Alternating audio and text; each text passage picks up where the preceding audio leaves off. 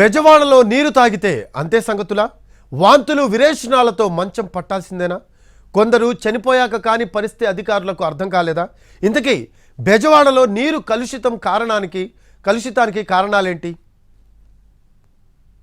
పేరు గొప్ప ఊరు దిబ్బ అన్నట్లుంది బెజవాడ పరిస్థితి. ముఖ్యంగా తాగునీటి విషయంలో అధికారులు పూర్తి నిర్లక్ష్యంతో ఉన్నారా అంటే అవుననే సమాధానం వస్తోంది. డబ్బులున్నోడు మినరల్ వాటర్ కొనుక్కుని తాగుతుంటే సామాన్యులు మున్సిపల్ వాటర్ మీదే ఆధారపడుతున్నారు. అయితే పైప్ లైన్లు, అండర్ డ్రైనేజీ వ్యవస్థ సరిగా లేకపోవడం వల్ల వాన కురిసినప్పుడల్లా సమస్యలు తలెత్తుతున్నాయి. డ్రైనేజీ పక్కనే మంచినీటి పైప్ లైన్ ఉండడంతో త్వరగా పాడైపోయి నీరు కలుషితమవుతోంది. అక్కడక్కడ పైపులు పగిలిపోవడంతో మురికి నీరు చేరిపోతోంది. మేము కొంచెం ఈ వాడతాం, కొద్దిగా ఈ వాడతామండి. బోర్ ఈ వాడతాం. అది ఈ మాకు తక్కువే వస్తాయి మంచినీళ్ళు, వచ్చినప్పుడు వాడతాం.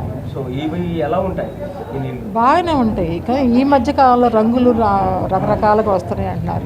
అన్నకాడి నుంచి మేము అసలు వాడతల్లా. గత 15 రోజులుగా మంచినీరు తాగిన వారంతా డయేరియా బారిన పడుతున్నారు. 34 సంవత్సరాలుగా పైప్ లైన్లను పట్టించుకున్న నాదుడే లేడని ఆరోపిస్తున్నారు. తాజాగా బాధితుల సంఖ్య పెరగడంతో పాటు 5గురు చనిపోవడంతో అధికారులు చర్యలు మొదలుపెట్టారు. ఇటు మొబైల్ టెస్టింగ్ ల్యాబ్ను రోడ్డుపైన పెట్టి టెస్టులు చేస్తున్నారు. వాటర్ శాంపిల్స్ కూడా స్పాట్ చేస్తా ఉన్నాం. ఇప్పుడు కెమికల్ నైట్రేట్స్ కానీ, టీడీఎస్ కానీ, కెమికల్ పారామీటర్స్ అన్నీ కూడా స్పాట్లో చేస్తూ ఉన్నాము. బ్యాక్టీరియాలజికల్ కంటామినేషన్, వాటర్ ఏమన్నా కంటామినేట్ అయిన శాంపిల్స్ కలెక్ట్ చేసి వాటి కోసం మైక్రోబయాలజల్ దీనికోసం మేము ల్యాబ్స్ పంపిస్తూ ఉన్నాం.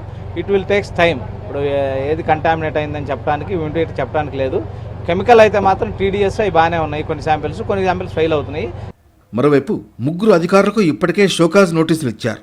ఎక్కడికక్కడ పైప్ లైన్లను తనిఖీ చేస్తున్నారు. ఇటు మరణాలకు కలుషిత నీరు కారణం కాదన్నది వారి వాదన.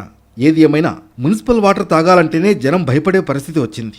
ఇప్పటికైనా పైప్ లైన్లకు పూర్తి స్థాయిలో మరమ్మతులు చేపట్టాలని బెజవాడ వాసులు కోరుతున్నారు.